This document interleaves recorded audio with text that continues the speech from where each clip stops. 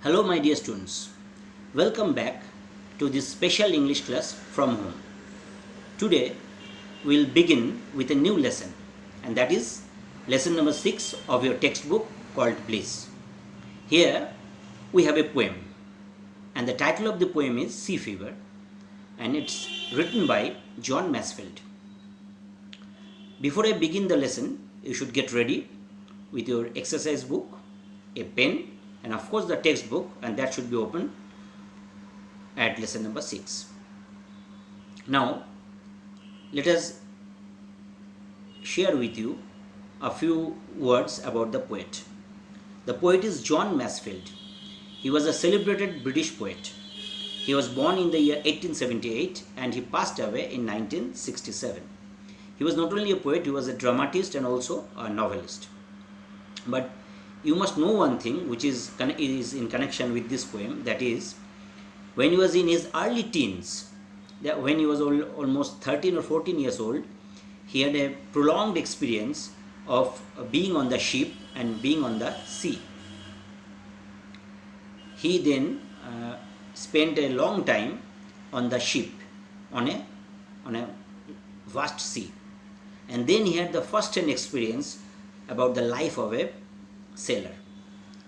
And at that time he also loved to listen to the interesting tales and anecdotes shared to him by some experienced sailors. অর্থাৎ সেই সময় তার যখন 13-14 বছর বয়স, সেই সময় তার একটা অভিজ্ঞতা হয়েছিল অনেক দিন জাহাজে কাটানো, সমুদ্রের ওপরে জাহাজে কাটানো। সেই সময় নাবিকদের জীবন তিনি খুব কাছ থেকে দেখেছিলেন। আর সেই সময় তার একটা খুব প্রিয় কাজ ছিল, সেটা হচ্ছে যারা অভিজ্ঞ নাবিক তাদের কাছ থেকে তাদের জীবনে ইন্টারেস্টিং গল্প বা ঘটনা তিনি শুনতে পছন্দ করতেন। এই যে দুটো ব্যাপার, তার নাবিক জীবন আর এই গল্প শোনা, নাবিকদের কাছ থেকে গল্প শোনার, এই দুটো ব্যাপার কিন্তু এই কবিতাতে আছে। অর্থাৎ these two autobiographical elements are there in this poem. Now come to the title of the poem. Title কি? Sea fever. সি মানে সমুদ্র, আর ফিভার মানে কি? ফিভার মানে আমরা যাকে বাংলায় বলি জ্বর। আমাদের শরীরে যদি কোনো একটা ইনফেকশন হয় বা কোনো রোগের প্রাদুর্ভাব হয়, তখন আমাদের অনেক সময় হয় কি শরীরের টেম্পারেচারটা বেড়ে যায়, তখন তাকে আমরা বলি ফিভার বা জ্বর। But fever in this poem has been used in a metaphorical way. ফিভারের কিন্তু আরেকটা মানে আছে। Fever means intense nervous anticipation. কোনো একটা বিষয় সম্পর্কে তোমার যদি তীব্র একটা মানে প্রত্যাশা তৈরি হয়, তখন তাকে বলা হয় যে হি ইজ ইন ফিভার। যেমন আমি বলছি, ধরো যখন ওয়ার্ল্ড কাপ ফুটবল চলে, যারা ফুটবল প্রেমী মানুষ সারা পৃথিবী জুড়ে, তখন মানে একটা উন্মাদনা তৈরি হয়। ধরো আজকে রাতে, ধরো ওয়ার্ল্ড কাপ চলছে, আজকে রাত্রিবেলা ব্রাজিল এবং আর্জেন্টিনা খেলা হবে, তাহলে কীরকম হবে? সারা পৃথিবী মানুষের মধ্যে একটা তীব্র উন্মাদনা, উত্তেজনা, একটা প্রত্যাশা তৈরি হয়েছে, দারুণ একটা খেলা দেখবে। তো তখন কাগজে এরকম লেখা হয়, whole world is in the grip of a football fever. তো বোঝাতে পারলাম যে ফিভার মানে কথাটার মানে কি। তাহলে সি ফিভার মানে কি? সি ফিভার বলতে এখানে বোঝা যাচ্ছে যে কবির সমুদ্র যাত্রার জন্য একটা তীব্র আকাঙ্ক্ষা এবং প্রত্যাশা, সেটাকেই এই কবিতার মানে টাইটেলের মধ্যে কবি প্রকাশ করেছেন। Now let me tell you a few words about the form of the poem. This is a lyric. So এটা একটা ধর্মীয় কবিতা, গীতু কবিতা। It's a lyric and this poem has 3 quatrains. Quatrain কথাটার মানে কি? কোয়াট্রেন্ট কথাটা মানে কোনো কবিতার মধ্যে যদি 4টে লাইনের স্ট্যান্জা থাকে, মানে একটি স্ট্যান্জার মধ্যে যদি 4টে লাইন থাকে, তখন তাকে বলে কোয়াট্রেন্ট। এই কবিতাতে এরকম 4টে লাইন বিশিষ্ট 3টে স্ট্যান্জা আছে। So this poem has 3 quatrains and each quatrain has 2 couplets. এবার কাপলেটস কথাটা কি? কাপলেট মানে হচ্ছে একজোড়া লাইন, পরপর একজোড়া লাইন, যে দুটো লাইনের মধ্যে অন্তমিল হচ্ছে।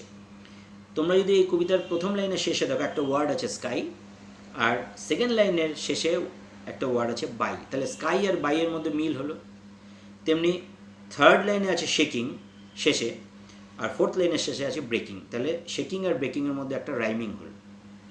এরকম একজোড়া লাইন যদি তোমার রাইমিং করে, মানে পরপর একজোড়া লাইন যদি রাইমিং করে, তখন তাকে বলে couplet.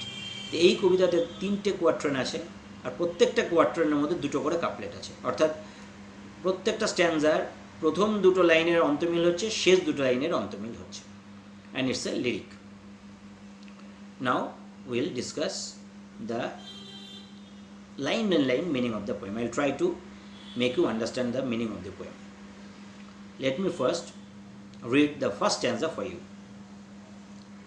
I must go down to the seas again, to the lonely sea and the sky, and all I ask is a tall ship and a star to steer her by, and the wheels kick and the wind song and the white sails shaking, and a grey mist on the sea's face and the grey dawn breaking. দেখো কবিতার first লাইনে আছে I must go down to the seas again. এই যে ক্লজটা I must go down to the seas again, এই ক্লজটা poet কিন্তু সেকেন্ড স্ট্যান্ডার শুরুতেও ব্যবহার করেছেন, থার্ড স্ট্যান্ডার শুরুতেও ব্যবহার করেছেন। এরকম কোনো একটি লাইন বা বা কোনো ক্লজ বা কোনো পার্ট অফ সেন্টেন্স বা পুরো সেন্টেন্সটাই কোনো কবিরা অনেক সময় কী করেন, প্রত্যেকটা স্ট্যান্ডারতে ব্যবহার করেন। এটা অনেক সময় গানেও তোমরা দেখতে পাবে, কবিতাতেও দেখতে পাবে। এই যে একই লাইনের রিপিটেশন, এটাকে বলা হয় refrain. The poet has used a refrain here, সেটা হচ্ছে I must go down to the seas again. And the poets generally use the refrain in order to emphasise the theme of that line. এই লাইনটার মধ্যে যে মানেটা আছে, সেই মানেটাকে জোর দেওয়ার জন্য কবি কিন্তু এই লাইনটা বারবার রিপিট করছেন। কী বলছেন? I must go down to the seas again. I must, এই মাস্ট ইটস এ মাস্ট, তোমরা সবাই জানো এটা মোডাল। মাস্ট মানে যখন আমরা মাস্ট কিছু বলি মাস্ট দিয়ে, তখন মানে হচ্ছে আমার সেটা করতেই হবে, it's a compulsion. Poet feel করছেন, পোয়েট অনুভব করছেন তাকে যেতেই হবে। I must go down to the seas again, সমুদ্রে আমাকে আবার যেতে হবে। আর এগেন শব্দটা এখানে খুবই ইম্পর্টেন্ট। এরকম নয় যে কবি এই প্রথম সমুদ্রে যেতে চাইছেন, তিনি সমুদ্রে আগেও গিয়েছেন, কিন্তু আবার যেতেই হবে তাকে। সেই রকম তীব্র একটা উত্তেজনা বা তীব্র একটা অনুভূতি বা প্যাশন বা আকাঙ্ক্ষা তিনি অনুভব করছেন। তিনি বলছেন I must go down to the seas again. কোথায় তিনি যাবেন? To the lonely sea and the sky. তার কাছে সমুদ্রটা কিন্তু একটা লোনলি জায়গা। সমুদ্রে যখন আমরা জাহাজটা যখন গভীর সমুদ্রে চলে যায়, সেখানে কিন্তু আর কিছু দেখা যায় না। অনেক দূরে হয়তো অন্য জাহাজে থাকতে পারে, সাধারণত সমুদ্র খুব lonely.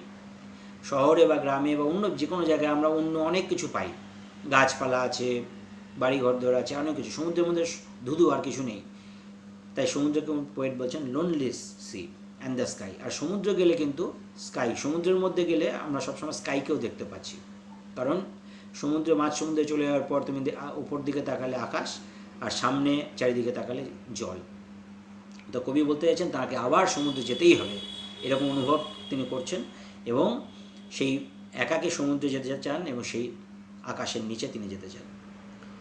And all I ask is a tall ship and a star to steer her by. এবং তিনি বলছেন তিনি আর যেটা চাইছেন, বেশি কিছু উনি চাইছেন। উনি কী চাইছেন? all I ask, এখানে ask means want, তিনি চাইছেন একটা লম্বা জাহাজ। এখানে tall ship means a well built stout ship। তিনি একটা বড় শক্তপোক্ত জাহাজ চাইছেন, যে জাহাজটা সমুদ্রের মধ্যে ঝড় ঝঞ্ঝাকে ফেস করে এগিয়ে যেতে পারবে। তাই তিনি একটা শক্তপোক্ত জাহাজ চাইছেন। and a star to steer her by. steer means to control the direction, ঠিক আছে? অর্থাৎ আগেকার দিনে নাবিকরা কী করতো বা জাহাজের ক্যাপ্টেনরা কী করতো, যখন এরকম মডার্ন এই নেভিগেশন সিস্টেম আবিষ্কার হয়নি, এই স্যাটেলাইট ইন্টারনেট এসব আবিষ্কার হয়নি, তখন অনেক আগে জাহাজের নাবিকরা কী করতো, আকাশে রাত্রিবেলা ধ্রুবতারার দিকে তাকাতো। ধ্রুবতারা সবসময় তোমরা জানো, ধ্রুবতারা ইংলিশে বলা হয় পোল স্টার। সমাজে সবসময় সারা বছরেই আকাশের উত্তর দিকে দেখা যায়, উত্তর আকাশে দেখা যায়, এবং ওই ধ্রুবতারা দেখে নাবিকরা ঠিক করতো যে এটা তাহলে উত্তর দিক, তাহলে অন্য দিকগুলো কী হবে তারা বুঝে যেত। উনি বলছেন, পোয়েট বলছেন আমার একটা শক্তপোক্ত জাহাজ চাই, আর আমার ওই তারাটাকে দেখতে চাই। তিনি একটা ক্লিয়ার স্কাই চাইছেন, যেটা কিনা তাকে জাহাজের দিক নির্ধারণ করতে সুবিধা করবে, সাহায্য করবে। তারপর কবি কয়েকটা ইমেজ যেন পেন দিয়ে আঁকছেন। সেই ইমেজটা কিসের না, জাহাজের নাবিকদের যে অভিজ্ঞতাগুলো হয় তাদের ছোটো ছোটো কয়েকটা ইমেজ তিনি এখানে পেন দিয়ে আঁকছেন। কী বলছেন? And the wheels kick and the wind song and the white sails shaking. Wheels kick, জাহাজের মধ্যে একটা হুইল থাকে। আমরা এখন মোটর গাড়ি আমরা দেখি, মোটর গাড়িতে কী হয়, মোটর গাড়ির ভেতরে একটা হুইল থাকে যাকে বলে স্টিয়ারিং হুইল, যেটা ড্রাইভার ঘোরায়। সেই হুইলটা দিয়ে কী করা হয়, হুইলটাকে বাঁ দিকে ঘোরালে বাঁ দিকে যাবে, ডান দিকে ঘোরালে গাড়িটা ডান দিকে যাবে। তেমনি জাহাজের মধ্যে একটা হুইল থাকে যেটা ঘুরিয়ে জাহাজটাকে ডান দিকে বা বাঁ দিকে চালানো যায়। কিন্তু অনেক সময় দেখা যায় যে এই হুইলগুলোর মধ্যে একটা জার্ক হয়, যখন জাহাজে ধরো সমুদ্রে কোনো স্টর্মি সি, যখন বড় বড় ঢেউ আসে বা যখন জাহাজ সমুদ্র যখন উত্তাল হয়, তখন sometimes the wheels of the ship gives some jerks, some jerky movement. এবং সেই জার্কটা কিন্তু কারা অনুভব করে, যারা ক্যাপ্টেন বা জাহাজের নাবিক, যারা ওই হুইলটাকে কন্ট্রোল করে, তারা ওই সেই জার্কটা অনুভব করে। এই হুইলের যে জার্ক, সেটাকেই পোয়েট বলছেন হুইলস কিক। তো হুইলস কিক করার কথা বলছে। আরেকটা তিনি কী বলছেন, দ্য উইন্ড সং। জাহাজে চলাকালীন সমুদ্রের মধ্যে দেখা যায় অনেক রকম মানে বাতাস বিভিন্ন সময় বিভিন্ন রকম, কখনো ধীর গতিতে বয়, কখনো একদম বাতাসই থাকে না, আবার কখনো ঝোড়ো বাতাস বয়, কখনো সাইক্লোন হয়। তো সেই সময় ঝড়ের বা বাতাসের বিভিন্ন রকম আওয়াজ হয়, কোনো আওয়াজে খুব শ্রুতিমধুর। তো সেইটাকে পোয়েট বলছেন উইন্ড সং। বাতাসের যেন গান গায়, বাতাসটাকে এখানে পার্সনিফাই করা হয়েছে। And the white sail is shaking. আর কি হয়, তখনকার দিনে জাহাজে যখন এই ইঞ্জিন দিয়ে জাহাজ চলতো না, যখন মানুষ মানে নাবিকরা দাঁড় বেয়ে জাহাজ চালাতো, তখন আরেকটা জিনিসের তারা সাহায্য নিত, সেটা হচ্ছে সেল। সেল মানে হচ্ছে পাল, তার বড় একটা কাপড় জাহাজের উপরে টাঙিয়ে দিত মাস্তুলে, আর হাওয়া এসে বা বাতাস এসে সেই কাপড়টাকে টেনে নিয়ে যেত এবং সেই দিকে জাহাজটা এগিয়ে যেত। এটাকে বলা হয় সেল, পাল, বাংলা যেটাকে বলে পাল। এবার যখন জোরে বাতাস বয় বা জোরে বাতাস বয়, তখন সে পালটা কাঁপতে থাকে। এই তিনটে দৃশ্য অর্থাৎ জাহাজের মধ্যে নাবিকদের জীবনের সঙ্গে মানে জীবনের সঙ্গে যুক্ত যে একটা চিত্র, তিনটে চিত্র তিনি এঁকেছেন। একটা হচ্ছে wheels kick, the experience of a sailor, wind song and the white sail shaking. তারপরে তিনি কি বলছেন, and a grey mist on the sea's face and a grey dawn breaking. Grey মানে ধূসর, আর মিস্ট মানে তোমরা জানো কুয়াশা, যেটাকে বলে fog. On the sea's face, সমুদ্রের মুখ, তার মানে সিকেও কবি এখানে পার্সনিফাই করেছেন। সিকে এখানে তিনি মানুষ মতো একটা মানুষ হিসেবে কল্পনা করেছেন। মানুষ মানে জাহাজে সমুদ্রের যে উপরের তলটাকে, the upper surface of the sea has been described as the face by the poet. সমুদ্রের যে উপরের তলটাকে কবি বলছেন এটা যে সমুদ্রের মুখ। সেই সমুদ্রের মুখের উপর কী রয়েছে না, গ্রে মিস্ট। ইংল্যান্ডে প্রায়ই দেখা যায় যে সমুদ্রে বা ইংল্যান্ডের ভোরের দিকে খুব কুয়াশায় ভরে যায়, বিশেষ করে শীতকালে। Grey mist on the sea's face, এটা তিনি একটা বিবরণ দিচ্ছে সমুদ্রের মুখের ওপর, সমুদ্রের উপরের তলে যেন একটা ধূসর ফগ বা কুয়াশা ছেয়ে রয়েছে। And a grey dawn breaking, আর এইভাবে একটা ভোর হচ্ছে। ডন ব্রেকিং, ডন মানে ভোর, DAWN, আর ব্রেকিং মানে ডন, ভোর হওয়াকে ইংলিশে বলে ব্রেক হওয়া, ঠিক আছে, সকাল হওয়াকে the morning breaks, the day breaks আমরা বলি। And a grey dawn breaking, এবং একটা ধূসর ভোর হচ্ছে, অর্থাৎ এটা তিনি যাত্রা শুরুর সময় যেন ভোরবেলা যাত্রাটা শুরু হচ্ছে এরকম একটা ইঙ্গিত তিনি দিচ্ছিলেন। এবং সেটা কিন্তু একটা সেই দিনটা ছিল একটা misty day. Misty day means full of mist, the weather was misty, grey dawn breaking. So this is the first stanza. Now come to the second stanza, and the second stanza also begins with that refrain, I must go down to the seas again, for the call of the running tide is a wild call and a clear call that may not be denied. And all I ask is a windy day with the white clouds flying, and the flung spray and the blown spume and the seagulls crying. কি বলছেন কবি, ওই first কথাটা আগের মতোই, এই কবি তাকে যেতেই হবে সমুদ্রে, কিন্তু এখানে তিনি একটা কারণ বলছেন কেন তাকে যেতে হবে। তিনি বলছেন, for the call of the running tide is the wild call and a clear call that may not be denied. Tide মানে তোমরা জানো যে জোয়ার। সমুদ্রে জাহাজ চালাবার সময় সাধারণত জোয়ারের সময় জাহাজ বা নৌকাকে ছাড়া হয়, তাহলে চালাতে সুবিধা হয়। আর রানিং টাইড মানে হচ্ছে কন্টিনিউং টাইড। কবি বলছেন যখন এই জোয়ার চলতে শুরু করে তখন কবি যেন অনুভব করেন সমুদ্র তাকে ডাকছে, ঠিক আছে। For the call of the running tide is a wild call, আর তিনি কি বলছেন এই ডাকটা একটা বুনো ওয়াইল্ড কল। এই সমুদ্রের এই ডাকটা, এই ওয়াইল্ড কল কেন বলছেন তিনি, because that call is irresistible, that call is uncontrollable. এই কলটাকে উপেক্ষা করা যাবে না, এই কলটাকে কন্ট্রোলের মধ্যে রাখা যাচ্ছে না, তাই তিনি বলছেন wild call and a clear call, এবং একটা পরিষ্কার, এর মধ্যে অন্য কোনো কথা নেই। এই যখন এই রানিং টাইড কবি দেখেন, তাকে তিনি অনুভব করেন সমুদ্রটাকে হাতছানি দিয়ে ডাকছে। The sea is calling him to start his new voice, which the poet cannot deny, এবং এইটা কবি কিন্তু অস্বীকার করতে কিছুতেই পারছেন না। He is bound to respond to that call. তাকে সেই সমুদ্রের যে ডাক, সেই ডাককে তিনি কিছুতেই উপেক্ষা করতে পারছেন না, তিনি অস্বীকার করতে পারছেন, তাকে সেই কলে সাড়া দিয়ে সমুদ্র যাত্রা শুরু করতেই হবে। এইভাবে এই দুটো লাইনের মধ্যে কবি যেন তার যে ইররেজিস্টিবল কল অফ দ্য সি সেটাকে বুঝিয়েছেন। এবং এরপর তিনি কী বলছেন, সমুদ্র যাত্রা শুরু করার জন্য তিনি তার কী চাই, and all I ask is Windy day with the white clouds flying. তিনি কী চাইছেন, অন্য বিশেষ কিছু তিনি চাইছেন না, তিনি চাইছেন একটা Windy day, a day which is favourable for C voice, starting A sea voice. Wind মানে তোমরা জানো বাতাস, that is noun, wind is adjective, তার মানে বাতাসে পূর্ণ দিন, যেদিন খুব সুন্দর বাতাস বইছে তাহলে যাত্রা শুরু করতে বা জাহাজ চালাতে সুবিধা হবে।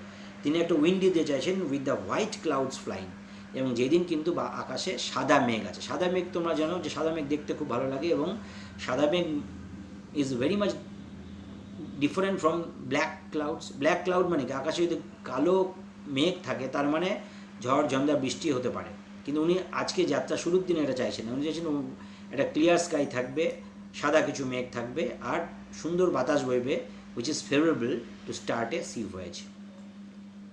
আর তারপর তিনি the poet gives some sensory images to the readers. Sensory image বলতে কী বোঝাচ্ছে, আমাদের যে পাঁচটা সেন্স আছে, ইয়ার, আইজ, নোজ, স্কিন, টাং, এগুলোর মাধ্যমে, এই যে ইন্দ্রিয়গুলোর মাধ্যমে আমরা আমাদের আশেপাশে পৃথিবীটার সঙ্গে আমরা সংযোগ স্থাপন করি। সেই সেন্সরি ইমেজ, অর্থাৎ সেই ইমেজের সাহায্যে তিনি যেন সেই মানে সেন্সের সাহায্যে যে ইমেজ, যে চিত্রকল্প তিনি আঁকছেন, কেমন তিনি বলছেন যে which are associated with a sea voyage আর which are associated with shipping or sailing, and the flung spray and the blown spume and the seagulls crying. Flung spray, সমুদ্রের মধ্যে অনেক সময় প্রায় এরকম হয় যে জাহাজটা এখন চলে, তো সমুদ্রের বড় বড় ঢেউ এসে জাহাজের গায়ে এসে বাড়ি মারে। Big waves of the sea come crashing on the outer body of the sea of the ship, আর তখন কি হয়, জল চারিদিকে ছিটকে ওঠে। এটাকে উনি বলছেন ফ্লাং স্প্রে। ফ্লিং মানে ছোড়া, তার পাস্ট পার্টিসিপল ফর্ম হচ্ছে flung. Flung is a participle adjective. তা ফ্লাং স্প্রে বোঝাচ্ছে কি না, সমুদ্রের ঢেউ এসে যখন জাহাজের গায়ে এসে বাড়ি মারে এবং জল ছিটকে ওঠে, এবং কেউ যদি কোনো নাবিক যদি জাহাজের ডেকে দাঁড়িয়ে থাকে, তার গায়ে জলটা ছিটে লাগতে পারে। তাহলে এখানে এই ফ্লাং স্প্রের মাধ্যমে তিনি একটা দারুণ সেন্সারি ইমেজ দেখাচ্ছেন। এই ইমেজটা গায়ে লাগলে তখন সেটা হয়ে যাচ্ছে দ্য সেন্স অফ টাচ, আর যখন সে দেখছে তখন সে চোখ দিয়ে দেখছে, তখন sense of vision. And the flung spray and the blown spume. Spume means foam, foam মানে ফেনা। দ্য স্পিউম মানে হচ্ছে সমুদ্রের জলের ঢেউয়ের মধ্যে অনেক ফেনা থাকে, ঢেউ যখন এসে বাড়ি মারে জাহাজের গায়ে তখন ফেনা সৃষ্টি হয়, আর সেই ফেনাটা ফুলে ওঠে, তাই বলছে ব্লোন স্পিউম। এই দৃশ্যগুলো যে কেউ মানে কবি এমনভাবে কবিতা লিখছেন, তোমরা কবিতাটা পড়তে পড়তে যদি একবার ভিজুয়ালাইজ করো, অর্থাৎ চোখ বুঝে ভাবো, তাহলে মনে হবে তুমি you are standing on the deck of the ship and you can see the flung spray and the blown spume, and even you can the spray of water is on your body, you can feel also. তো এই sensory ইমেজগুলো উনি তৈরি করেছেন। আরেকটা কথা বলছেন the seagulls crying, এবং কবি যেন শুনতে পাবেন যে সিগাল হচ্ছে এক ধরনের পাখি, তারা ডাকছে। এই সিগালগুলো সমুদ্রের চারিদিকে ঘুরে বেড়ায়, সমুদ্রের ধারে কোনো জায়গা থেকে উঠতে শুরু করে, কোনো জাহাজে এসে বসে, আবার উঠতে উঠতে ওরা চলে যায় কোনো দ্বীপে, এবং তারা একটা অদ্ভুতভাবে ডাকে। এইখানে যে সেন্স অফ হিয়ারিং উনি ইউজ করেছেন, অর্থাৎ শোনার যে ইন্দ্রিয়। তাহলে এই তিনটে যে চিত্রকল্প বা ইমেজ উনি এঁকেছেন, যে জাহাজের মধ্যে তার অভিজ্ঞতা কীরকম হবে, কী তিনি অ্যান্টিসিপেট করছেন, কী তিনি ফিল করতে চাইছেন জাহাজের মধ্যে গিয়ে, ভয়েজের মধ্যে, সেই তিনটে বিবরণী দিয়েছেন। একটা হচ্ছে ফ্লাং স্প্রে আর ব্লোন স্পিউম, আর একটা হচ্ছে seagulls crying. So this is the second stanza. Now will come to the last and final stanza. I must go down to the seas again. আবার সেই রিফ্রেন ইউজ করেছেন, আমাকে সমুদ্রের মধ্যে আবার আমাকে যেতেই হবে। কোথায়? To the vagrant gypsy life. আর এই নাবিকদের জীবনটাকে তিনি বলছেন একটা ভ্যাগ্রান্ট জিপসি লাইফ। জিপসি মানে কারা? জিপসি বলতে বোঝায় একজন মানুষ who is a labourer who always moves from one place to another place in search of livelihood, তাকে বলা হয় জিপসি। যে মানুষটা সবসময় কাজের সন্ধানে এক জায়গা থেকে আরেক জায়গায় চলেছে তাকে বলা হয় জিপসি। আর তাদের লাইফস্টাইলটাকে বা তাদের লাইফটাকে বলে ভ্যাগ্র্যান্ট। কেন ভ্যাগ্র্যান্ট? ভ্যাগ্র্যান্ট কথাটা মানে কি? Vagrant is an adjective. Vagrant means continually changing in terms of abode or profession. কোনো ব্যক্তি যদি সবসময় মানে তার বাসস্থান পাল্টায়, যেটাকে আমি বললাম অ্যাবোর্ড, আর বা কোনো ব্যক্তি যদি সবসময় তার প্রফেশন বা তার জীবিকাটাকে পাল্টায়, তখন তার লাইফকে বলা হয় ভ্যাগ্র্যান্ট লাইফ। জিপসিদের লাইফ এরকম, জিপসিদের লাইফ হচ্ছে ভ্যাগ্র্যান্ট লাইফ। কবি বলছেন এই জাহাজে চড়ে এই নাবিকের যে জীবন, যেটা সেটাও কিন্তু একটা ভ্যাগ্র্যান্ট জিপসি লাইফের মতোই। কারণ নাবিকরা জাহাজে করে এক জায়গায় দাঁড়িয়ে থাকে না, এক যে দেশ থেকে আরেক দেশে যায়, এক পোর্ট থেকে আরেকটা পোর্টে যায়। So the poet is comparing the life of a sailor to the life of a gypsy. আর সেই লাইফটার সঙ্গে তিনি আরও ডিটেলে বলছেন কীভাবে, যে সেই লাইফটার সাথে কাদের মিল আছে না, সমুদ্রের মধ্যে যারা থাকে, যেমন sea gulls to the gulls way and the whales way where the winds like a weighted knife. আরেকটা কী তুলনা করছেন তিনি? বলছেন সমুদ্রের লাইফটা হচ্ছে গার্লসদের লাইফ। সি গার্লসদের লাইফ যেরকম, সি গার্লসরা জীবনযাত্রা, সি গার্লসরা কখনো এক জায়গায় বসে থাকে না, তারা বিভিন্ন জায়গায় উড়ে উড়ে বেড়ায়। নাবিকদের জীবনও সেরকম। আবার সমুদ্রের মধ্যে যে হোয়েলরা থাকে, হোয়েল মানে তিমি আছে, তাদের মতোই এই নাবিকদের জীবন। হোয়েলরাও এক জায়গায় থাকে না, সমুদ্রের এক জায়গায় এক জায়গায় তারা সাঁতার কেটে ঘুরে বেড়ায়। আরেকটা কথা এখানে বলতে চেয়েছেন, and the winds is like a weighted knife. Knife মানে ছুরি, তোমরা সবাই জানো। ওয়েটেড মানে হচ্ছে শার্পেন্ট, একটা ধার দেওয়া ছুরির মতো বাতাস কিন্তু সমুদ্রে মাঝে মাঝে থাকে। এই লাইনটা, এই যে whetted knife, winds like a weighted knife, এই যে ফ্রেজটা পোয়েট ব্যবহার করেছেন, he use this phrase in order to impress, in order to give this message to the readers that the life of a sea is not always pleasant and comfortable. There is sometimes there is hardship and difficulty. ঠিক আছে, সমুদ্রের জীবন কিন্তু সবসময় খুব আরামদায়ক, খুব কী বলে আনন্দদায়ক এরকম নয়। মাঝে মাঝে ঝড় ঝঞ্ঝা আসে, মাঝে মাঝে এমন শৈত্যপ্রবাহ বয়, এমন ঠান্ডা বাতাস বয় যে না মনে হচ্ছে গায়ে হাত পা কেটে যাবে, এত ঠান্ডা। তো সেইটার একটা তুলনা উনি দিয়েছেন এই ওয়েটেড নাইফ বলে, winds like a weighted knife. তারপর পোয়েট লাস্ট দুটো লাইন বলে কবিতার শেষ করছেন এই বলে, and all I ask is a merry yarn from a লাফিং fellow rover and a quiet sleep and a sweet dream when the long trek is over. কবি বলছেন, and all I ask is a merry yarn. Merry মানে happy, yarn means story বা tale, টিএলই, গল্প। আমি যেটা চাই এখন একটা আনন্দের গল্প, মেরি ইয়ার্ন ফ্রম এ লাফিং ফেলো রোভার। রোভার কথাটার মানে হচ্ছে ওয়ান্ডারার, যে লোকটা এক জায়গা থেকে আরেক জায়গায় ঘুরে ঘুরে বেড়ায়, যাযাবর, তাকে বলে রোভার। এখানে রোভার বলতে ওই একজন নাবিককেই বোঝানো হচ্ছে। Here rover means a sailor, fellow rover means accompanying sailor, অর্থাৎ তার সঙ্গে অন্য যে নাবিকরা আছে তাদের মধ্যে যে একটা হাসি খুশি, যে হাসতে হাসতে গল্প বলছে, লাফিং রোভার। লাফিং একজন হাসি খুশির একটা লোক, একজন নাবিক, তার কাছ থেকে তিনি এই পোয়েট শুনতে চান একটা মজার গল্প, যেটার কথা আমি কিন্তু কবিতা পড়াবার শুরুতে বলেছিলাম, যে উনি যখন খুব কম বয়সে তার নিজের যখন নাবিক জীবনে অভিজ্ঞতা হয়েছিল, তখন তিনি ওই নাবিকদের কাছ থেকে ইন্টারেস্টিং গল্প শুনতে, তাদের জীবন কাহিনী শুনতে পছন্দ করতেন। সেটার কথা এখানে, সেটার একটা মানে ইঙ্গিত এখানে রয়েছে। অর্থাৎ কবি চান যে একটা মজার গল্প তিনি শুনতে চান, তার সঙ্গে যে নাবিকরা আছে তাদের মধ্যে যে হাসি খুশি, তার কাছ থেকে একটা মজার গল্প তিনি শুনতে চান। And a quiet sleep and a sweet dream when the long trick is over. যখন তার ট্রিকটা শেষ হয়ে যাবে তখন তিনি শান্তিতে ঘুমাবেন, একটা মিষ্টি স্বপ্ন দেখবেন ওই গল্পটা শোনার পর। কিন্তু ট্রিক মানে কি? ট্রিক, টিআরআইসিকে ট্রিকের এমনি মানে হচ্ছে ডিসিট, কিন্তু এখানে trick is a technical term, it is associated with shipping. অর্থাৎ জাহাজে নাবিকদের একটা নির্দিষ্ট ডিউটি আওয়ার আছে, তাদের মানে জাহাজটা কন্টিনিউয়াসলি চলতে থাকে বা কখনো হয়তো দাঁড়ায়ও, কিন্তু নাবিকদের 4 ঘন্টা 5 ঘন্টার ডিউটি থাকে। কোনো নাবিকের ডিউটি হচ্ছে ধরো ওই হুইলটার নজর রাখা বা হুইলটাকে কন্ট্রোল করা, কোনো নাবিক ডিউটি থাকে ওই সেলটাকে খেয়াল রাখা, সেলটার ওপর নজর রাখা, কোনো নাবিকের ডিউটি থাকে সমুদ্রের ওপর নজর রাখা, অন্য কোনো জাহাজ আসছে কিনা বা কোনো হিমবাহ ইত্যাদি আছে কিনা ইত্যাদি।